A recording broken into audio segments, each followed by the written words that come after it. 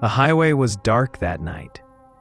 The kind of darkness where even your headlights felt too weak, swallowed by the vast black sky above and the long, endless stretch of road ahead. Tom had been driving for hours, the radio humming faintly in the background when he saw her. She stood at the side of the road, a pale figure under the flickering glow of a single streetlight, a young woman, no older than 20. She wore a light dress, completely out of place in the cold October wind.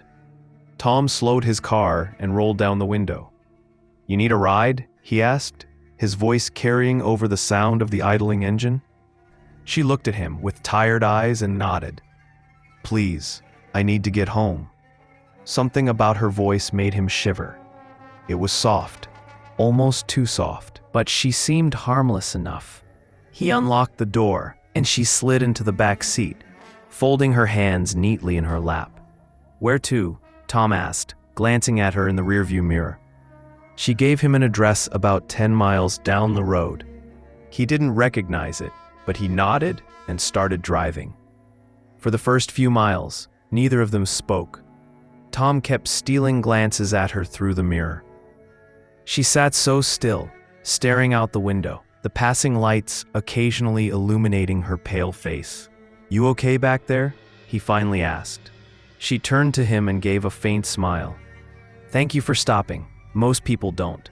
Tom shrugged. Not safe for a young woman to be out here alone. She didn't answer. Instead, she whispered something he didn't quite catch. "What was that?" he asked. Her eyes flicked to his in the mirror. "People drive by, but they never see me." Tom chuckled awkwardly, not sure how to respond. Maybe she meant people ignored her. The air inside the car felt colder the longer she was in it. Tom turned up the heater, but it didn't seem to help. He was starting to feel uneasy.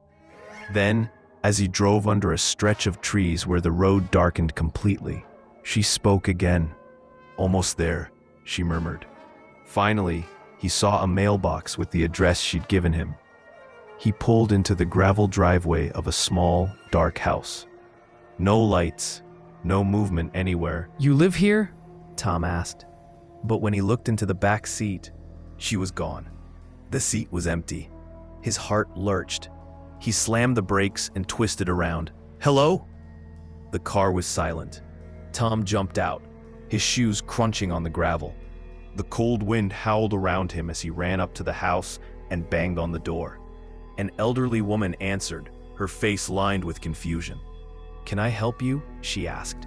Tom stammered. I just gave a young woman a ride here. She was in my car." She disappeared." The woman's expression softened. She sighed like she'd heard this before. "Was she wearing a light-colored dress?" Tom froze. "Yes." The woman nodded sadly. "That's my daughter. She died in a car accident on this road 10 years ago tonight." Tom's mouth went dry. He stumbled back from the door, his breath catching in his throat. The woman continued, her voice trembling. "Every year, someone sees her. Someone brings her home." Tom turned to look at his car. The back seat was damp now, like someone had been sitting there, dripping with rainwater.